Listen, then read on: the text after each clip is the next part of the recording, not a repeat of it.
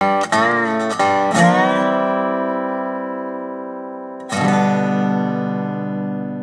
morning, everybody, and welcome back to Coffee with Craig, where we talk about all things firearms, firearms-related, Second Amendment, politics, culture, you name it. We're talking about it right here on Coffee with Craig. So please take a moment to like and share this program, whether you're watching us on YouTube, Facebook, Apple Podcast, iTunes, Google Podcast, Spotify, you name it. Please share this show with your friends and family. Lord, let them know. Let them know. This is the place where we're talking about all things Second Amendment and Second Amendment related. Also want to remind you on Facebook, make sure you hit the notification. Otherwise, you're not going to be notified exactly when these shows come and take place or when they come live. So if you want to get them live, you got to make sure to like those. Also, please go to fpcgear.com. That's fpcgear.com. It is the place to go in order to buy Second Amendment gear, stuff that will show that you support the Second Amendment, while at the same time knowing that every penny that you spend goes right back into the fight for our right to keep and bear arms. We have tons of cool stuff, so you guys can check it out. As you can see here, we've got T-shirts, we've got coffee mugs, we've got hoodies of various different designs. So you guys already know once again, it's the place to go in order to be able to fight for the Second Amendment. Once again, and know that the resources that you're going are going right back into the fight. Check it out, please. That's fpcgear.com. Once again, fpcgear.com. All right, let's move along into today's topic, shall we? All right, so, you know, a little while back, a couple of weeks ago, I went to the Gun Rights Policy Conference. It was held in Chicago, Illinois. And I know for many people, it's kind of where you're like, wait a minute, gun rights in Chicago? Well, much like living here in the state of California, you come to know that sometimes some of the most passionate people, some of the people who are willing to fight the hardest, are the people who are caught behind enemy lines, for lack of a better term. They're people who are fighting literally for the survival of their right to keep and bear arms. And so I had a chance to meet a lot of people there. And one of the people that I met was someone who I just had to bring on the show and introduce you guys to, because this is someone who runs an organization called Chicago Guns Matter. And now this is the organization that was behind the lawsuit. If you guys remember McDonald v. Chicago, these are the folks who were involved in that particular lawsuit, along with obviously the Second Amendment Foundation. But these are the folks that really did it. And what I really appreciated was they wanted to make sure that everyone around the country knew that the whole point of their organization, they wanted people to know that they want people to see the face of those who are fighting for gun rights in the state of Illinois, and in particular in the city of Chicago. And that those faces were probably not the sorts of faces that the mainstream media would want you to have. So with that, I wanted to invite Rhonda Ezell from Chicago Guns Matter. Rhonda, welcome to the program. Good morning, Craig. Thank you for having me. Excellent. So do me a favor, just for our audience, tell us a little bit about how Chicago Guns Matters came to be. Well, you know, Chicago Guns Matter, we were the plaintiffs that took on the city of Chicago and the state of Illinois to restore gun rights here in the state of Illinois. So what we were doing is, after the McDonald case, Otis McDonald, along with David and Colleen Lawson, took on the city of Chicago for the right to own a firearm inside of the home. The city of Chicago had a total ban on firearm ownerships for about 3 decades. And once that case had been won, I was complying with that ordinance. And I found that my rights had been violated. We'll get back to that portion in a moment, but with Chicago Guns Matter, what we did was we wanted to put faces to the cases so that we could educate the people on the plaintiffs that have stood up and fought for their rights. So we were, I want to say, years ago, out on the ground, putting in the work. We were going to bus stations, train stations, L stations, passing out a lot of literature, trying to educate the people on the cases that were being fought and what we were looking to do in the near future as far as bringing concealed carry. And people didn't believe it. We tried to form grassroots throughout the city of Chicago in different locations. People would come, but then slowly but surely they would fall off. And then we tried to figure out, how do we engage with these people? And that's when we came to the realization that social media was the way to reach out, instant gratification. Right. So we started. Go ahead, Craig. No, I was going to say, yeah, one of the benefits of social media, it literally allows you to find people, whether they're near you or thousands of miles away, who are interested in the things that you are interested in. Because initially, when starting a movement like you're starting, your goal isn't to change minds. Your first goal is to find people who think like you. Right. You want to find people that share your views, that think like you, some people that you can reach out and educate them about what's really going on. Because, when we came up with Chicago Guns Matter, we wanted to make sure that we were giving people the proper information, letting them know who we were, the cases that were fought, putting faces to the cases. And we wanted something edgy, something that would jump out, something that would pop. And we were brainstorming through different names. And it took a while. But, with all the situations, things happening as far as violence, shootings, everything mattered. It did, when someone started something, this mattered or something else mattered. And someone came up with, well, how about Chicago Guns Matter? And that was like, a light went off. I was like, man, that's edgy. We can send a message to the city of Chicago, to the political powers to be. I wanted something that would ring bells. You know what I'm saying? So that's how we came up with that. Yeah, especially, it's when you think of the fact that, when you think of Chicago, you think of the nickname Chirac. You think of the fact that it is an area that's, one, known for gun violence, but it also happens to be an area that's known for gun control. And here it is, you're coming with a completely different message. You're saying, look, number one, we simply want to be able to be in a position to exercise our fundamental human right to defend ourselves. But also, and when you talked about, putting a face to the cases, you wanted people to know that this wasn't a group of, old white men who were fighting these cases, who were coming with these cases. Right. These were people who represent the diversity of Chicago. Right. And you know what, Craig? And first of all, I'm going to back up here because the terminology, I do not like gun violence. I want to correct that terminology because it's gang violence. Because once again, like you said, it's not law-abiding citizens out here on the streets of the city of Chicago committing these crimes, shootings and killings on a daily basis. So the political powers to be, they know that. But, that's the terminology that they use to manipulate the minds of the citizens here. And it's spread far and wide. And if people continue to say it in that manner, that's what we're going to get. But, we're here. We put faces to the cases so that people can identify with the people that look like them, that take a look and say, hey, this is not the old white guy in the plaid shirt. These are black people in urban communities. They're everyday mom, pop, grandmas, sisters, brothers. They're so your on and neighbors. So forth. Exactly.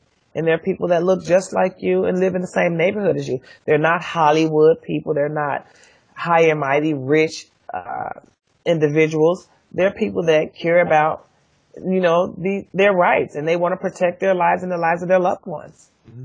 So now, what are some of the things that you guys do, either through social media or events or things like that?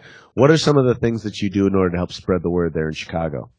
You know what we do? We go find these events and we partake in them. We get a booth. We set up. We bring our literature. We do speaking.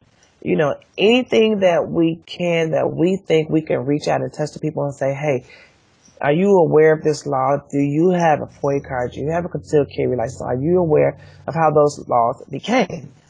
And if they don't, we make sure that we enlighten them on who we are, because, some people live in this city, in this state, and still don't realize that concealed carry is law.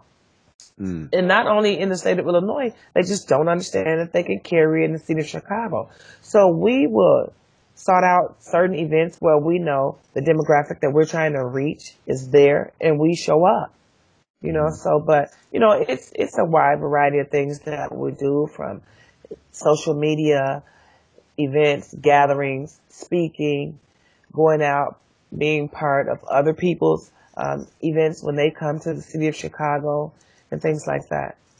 Okay, so, I mean, obviously, here's the question, and I get this from people all the time. They keep thinking, well, there's this belief that, well, because largely it's Democrats who support gun control, and most black people are Democrats, therefore most black people support gun control. But I've found that in my experience, that's not necessarily the case. It's not the case. It's not the case. It's what the politicians here want you to believe. Because they sit in their office and they make these laws and they create these stories, and they put that out there that, the black community doesn't want concealed carry. And that came from a state representative who is now running to be Attorney General here in the state of Illinois.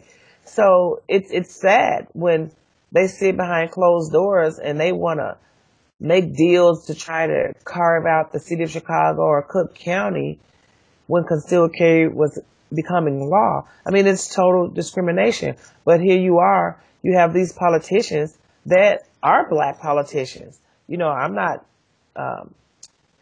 here about color here nor there, black or white. It's not my thing, but here we are, have these people that think that they could speak for us.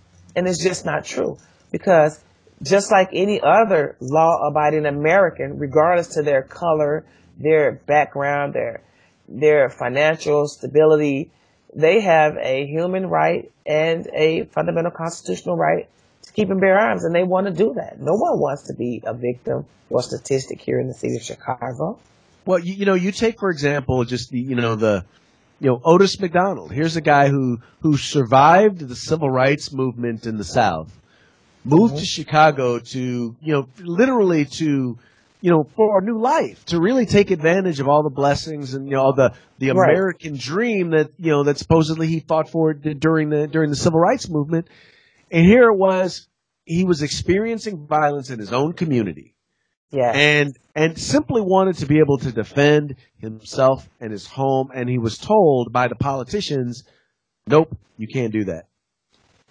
And that's correct.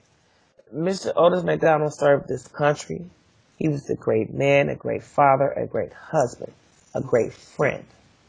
And I'm glad that you brought this up, because when people speak about the city of Chicago in a negative fashion, it doesn't feel good, because Mr. Otis McDonald was the individual that started and blazed that trail to restore the gun rights here after 3 decades, but yet he did not live long enough to receive his concealed carry license. So that's why I spoke about our community, the firearm community, using the terminology the proper way, because the citizens that fought for these rights, Mr. McDonald didn't even get a chance to enjoy those rights. He passed away, may his soul rest in peace. But, we have to respect that. It's not, we know Chicago is the talking point, but if we hold our own, because we have to deal with it already, with the politicians and with the media. So that's the reason that I say that in that manner.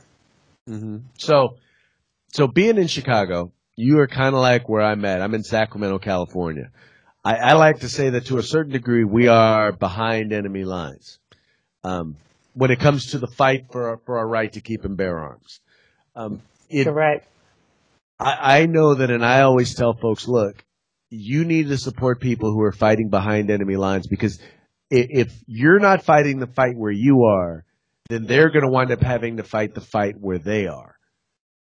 What are some of the things that people can do in order to help you and your efforts there in Chicago? Well, you know what, Craig? First and foremost, we want the people to get involved. Start educating themselves on what's going on. Now, I am the last person to get political because I try to stay out of their space, you know, but learn the laws, know what's going on, find an organization and get involved. Now, we're not membership based. Like I said, we were the plaintiffs. And of course, you know, Mr. McDonald is no longer here. David and Colleen Lawson moved away. Miss Mary Shepard, she's in downstate, but she doesn't want to be in the spotlight. And Mr. Michael Moore is doing training. So I'm still finding a way to keep us in the spotlight so that people are aware of who fought for these rights. So if people want to get involved, you know, we would need people to start donating, literature, things like that, training, or just contact us through chicagogunsmatter.org, our email, or, you know, go to our Facebook page, Facebook.com/Chicago Guns Matter, and send us a message, and let's go from there. Because right now I just can't give a full list because we're fresh off the Gun Rights Policy Conference, and it's so much that was going on, and it's a lot to deal with. I completely understand. So, well, actually, you already just kind of gave exactly what I was going to say, how they could get a hold of you, how they could reach you. If there was one last parting message that you wanted people in the gun rights movement or the Second Amendment advocacy movement to know, what would that be? That one last parting shot. It would be that we here at Chicago Guns Matter is making a difference. And everyone in the world is going to see it when the city of Chicago finally gets its first brick and mortar gun range. But I want everybody in this firearm community to embrace us, support us, continue to do those things because they're doing it already, because we appreciate it. We really appreciate it. And if you want to help us out, get in contact with me. They have my contact information. They have my email. I just can't say offhand what we need or things like that. I need to take a seat, sit down, and speak with individuals separately and see who has what to offer. You know what I'm saying? So if you want to help us out, let me know, get in contact with me, and we can take it from there. Sounds like a plan. Rhonda, thank you. Thank you for all that you're doing, and thank you for thank you for being a part of the fight for civil rights right there in Chicago. Craig, thank you for having me. Thank you for having me on my birthday today. And Happy birthday. Thank you so much. We appreciate you. All right, we appreciate you as well. And that'll be it for today's Coffee with Craig. We very much appreciate you guys tuning in. We appreciate you guys liking and sharing these videos, letting your friends know about the Firearms Policy Coalition. We are the home in the fight for civil rights. Got to use them or you're going to lose them. You guys take care. If you like our videos, follow, subscribe, like, and share.